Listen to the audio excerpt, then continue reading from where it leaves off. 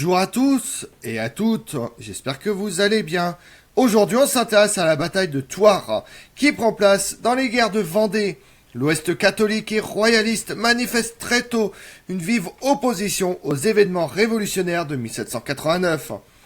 La constitution civile du clergé, adoptée par l'Assemblée constituante le 12 juillet 1790, suscite une franche hostilité en Bretagne et en Vendée. Plus de 80% des prêtres refusent de jurer fidélité et l'arrestation de nombreux de ces prêtres réfractaires aggrave les tensions. Les prêtres assermentés étant trop peu nombreux, beaucoup de paroisses restent sans curé et l'exercice du culte prend un caractère clandestin. Vous en saurez plus sur la bataille de Thouars, venez avec moi. Après la défaite des Aubiers le 13 avril 1793 où les troupes de Quintino auraient dû s'enfuir devant les 2000 paysans de Louis de Vergers, marquis de la Roche-Jacquelin, laissant aux rebelles 2 pièces de canon, 100 fusils, 70 tués et un nombre considérable de blessés, Quintino dut se replier sur Brézure. Dans cette ville, les Marseillais se distinguent par leur brutalité en commettant dans la cité des exécutions sur les détenus des prisons. 11 d'entre eux furent traînés hors de la ville et malgré les protestations du général Quintino, furent massacrés sur le champ. Le 26 avril, ils avaient brûlé le village de Beaulieu afin de punir la population qui s'était enfuie dans la campagne pour se soustraire à un recrutement.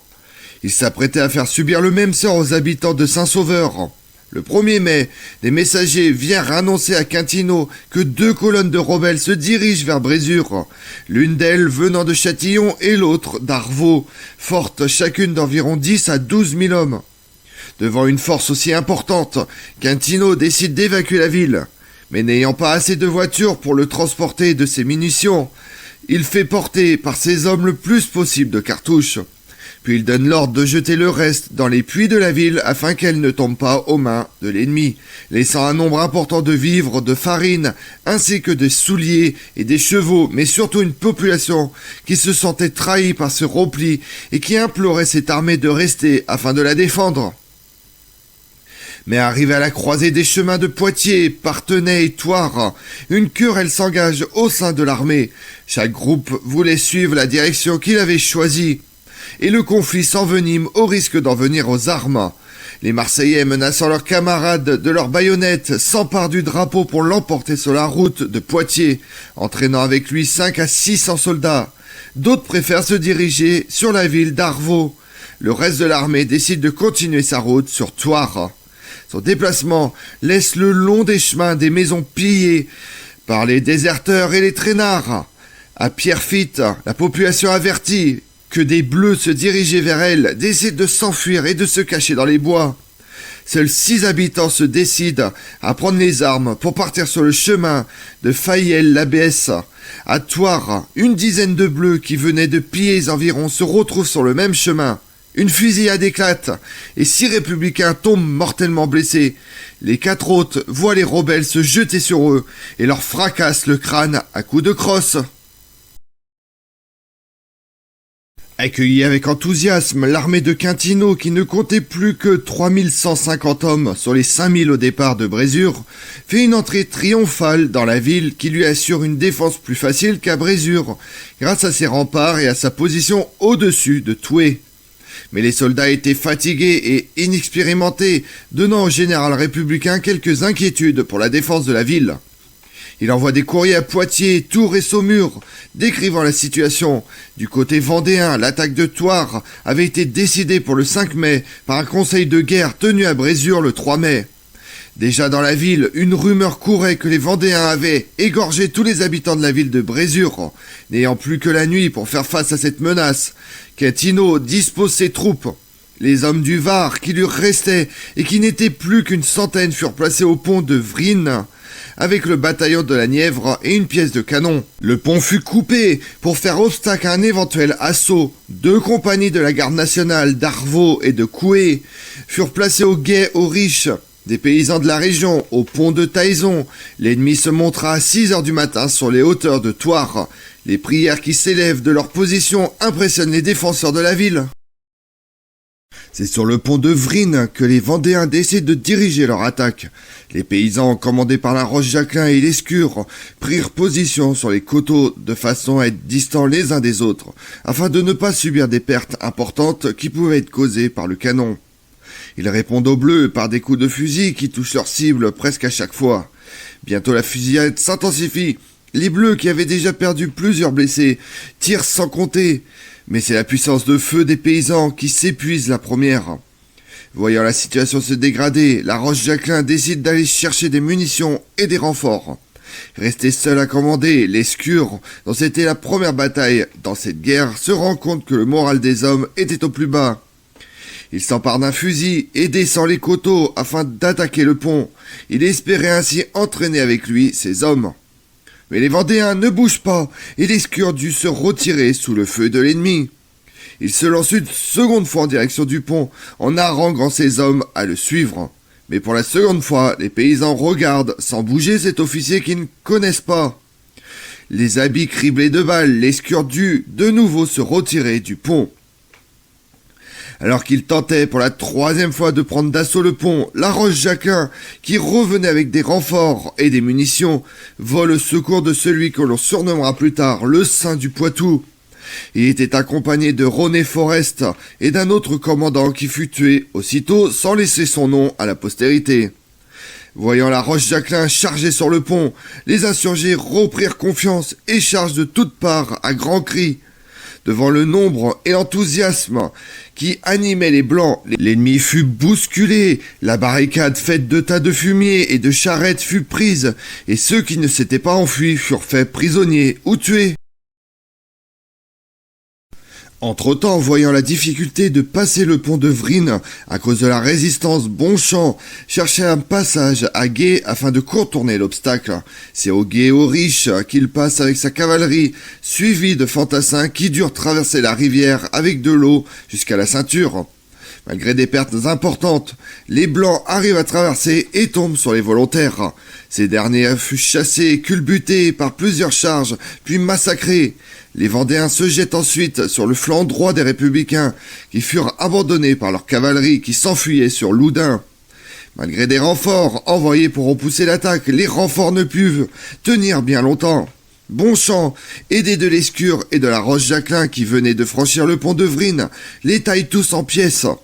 Pendant ce temps, Quintino fait sortir de la ville tous les bataillons qui lui restaient et les dispose sur le champ de foire face à la plaine. Le bataillon des Deux-Sèvres fut placé au centre.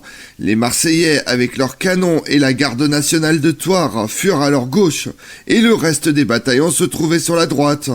Les Vendéens traversent la plaine en masse et s'arrêtent en face des Bleus à une portée de canon qui part des rangs républicains. Sans faire de victimes, les Bleus continuent à défier les rebelles qui cherchaient à gagner du temps afin de pouvoir placer leur artillerie ralentie par le pont de Vrines coupé. Soudain, une canonnade se fait entendre. Cela provoque la débandade dans les rangs républicains, se dirigeant aux portes de la ville. Les Marseillais et les Touarais réussissent à sauver leurs pièces de campagne. Les Blancs, voyant les Républicains s'enfuir dans un désordre total, se lancent sur les portes de la cité où des officiers insistaient les fuyards à reprendre leur poste en les frappant du plat de leurs sabres. Peine perdue, les soldats se firent menaçants et forcent le passage. Profitant de la confusion qui régnait chez les Républicains, les Blancs arrivent à entrer dans l'enceinte. Ils furent aussitôt repoussés et poursuivis par des cavaliers qui réussissent à leur couper la retraite. Ils furent tous massacrés. Les royalistes arrivent sous les murs de la ville, se jettent sur les fortifications et ouvrent une brèche à l'aide de leurs baïonnettes. La Roche-Jacquelin, montée sur les épaules de Toussaint, Texier de Courlay, attaque les murs de la porte de Paris sous le feu de l'ennemi. De l'autre côté de la ville, Marigny et Doninsin renversent à coups de canon la porte du Pont-Neuf et les défenseurs durent se replier sur la ville, laissant l'entrée à l'armée vendéenne.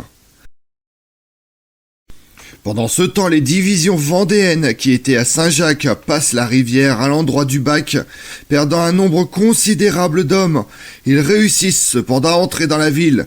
Du côté de la porte de Paris, la brèche était ouverte et bientôt les paysans déferlent dans les rues de Thouars. Ils tiraient sur ceux qui ne voulaient pas se rendre et incitaient les autres à baisser les armes. Les républicains eurent la surprise d'entendre des blancs s'exprimer en anglais, voyant qu'ils ne pouvaient pas arrêter l'attaque et craignant pour la sécurité des habitants de la cité, Quintino se précipite à l'hôtel de ville. À ce moment-là, la confusion la plus totale règne en ville. Les civils, femmes et enfants qui essayaient d'échapper se mêlent à la troupe en lui criant d'enlever les cocardes tricolores. Après avoir fait son rapport, Quintino repartit à son poste pour continuer la lutte. Les administrateurs du district prirent alors la décision de capituler. Ils envoient le juge de paix pour négocier la reddition avec le général Desblés, déjà à l'intérieur de la ville. Des républicains indignés de voir flotter le drapeau blanc sur la tour de la ville voulurent l'enlever. Quintino s'interpose, craignant de ce geste rendre les Vendéens furieux et qu'ils passent par les armes tous les habitants. Bien que les Vendéens aient pris la ville d'assaut, les royalistes acceptent la capitulation. Quintino demande que son armée puisse sortir de la ville avec armes et bagages, mais sa demande fut rejetée. En échange, il reçut la promesse que ses hommes seraient bien traités, tout en obtenant la permission de garder ses armes. Par ordre de Bonchamp, la garnison et les fonctionnaires publics furent conduits dans la cour du château pour y rester 36 heures. Les prisonniers redoutaient une vengeance impitoyable à cause du massacre qui s'était produit en 1792. Mais les paysans se contentent de sonner les cloches de la ville en signe de victoire, brûlent les archives de la nation et détruisent l'arbre de la liberté. D'après Madame de la Roche-Jacquelin, aucune maison ne fut pillée, sauf les caves des maisons où logeaient les rebelles. Cette victoire avait donné à l'armée catholique et royale 4000 fusils, 6000 paires de pistolets, 2000 sabres, 10 pièces de canon, un trésor de 500 000 livres trouvé dans le château. Les Vendéens récupèrent aussi des chevaux et des munitions. La bataille de Thouars avait coûté près de 600 vies humaines du côté républicain et presque 5000 hommes étaient prisonniers. Quintino fut consigné dans la maison où il logeait et que les chefs vendéens avaient décidé d'occuper. Le soir, il soupe avec eux, obligé de souffrir de quelques brimades faites par certains des officiers blancs. Monsieur de Bonchamp l'invite à partager sa chambre, malgré l'avis des officiers présents qui craignaient pour la vie du général royaliste.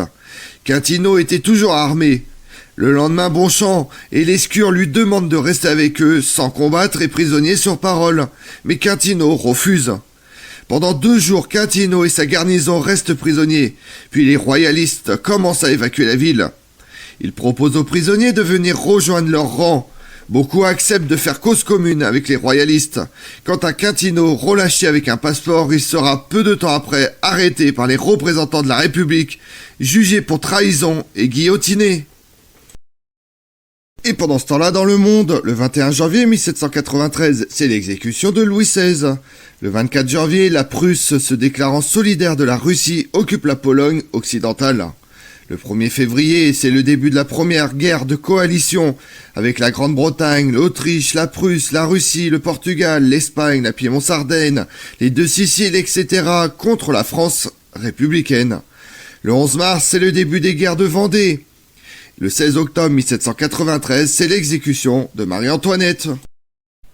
Comme on l'a vu, l'élément déclencheur de l'insurrection vendéenne est sans doute la levée en masse de 300 000 hommes décrétée par la Convention le 23 février 1793. Ce décret exempte de l'enrôlement de l'armée tous les fonctionnaires et les membres de la garde nationale qui sont mobilisés sur place. La plupart des recrues sont opposés à la conscription et la majorité des Vendéens passent ainsi à la rébellion ouverte. Les massacres de Machecoul, qui se déroulent à partir du 11 mars 1793, sont l'un des tout premiers épisodes sanglants de cette guerre de Vendée. Je vous remercie d'avoir suivi cette vidéo en ma compagnie. Si vous voulez connaître mes autres vidéos, retrouvez-moi sur ma chaîne YouTube Tout sur l'Histoire avec Damien, mais également sur les réseaux sociaux, Twitter et Instagram, Histoire Damien. Et pensez à liker, commenter et vous abonner. Je vous remercie à tous.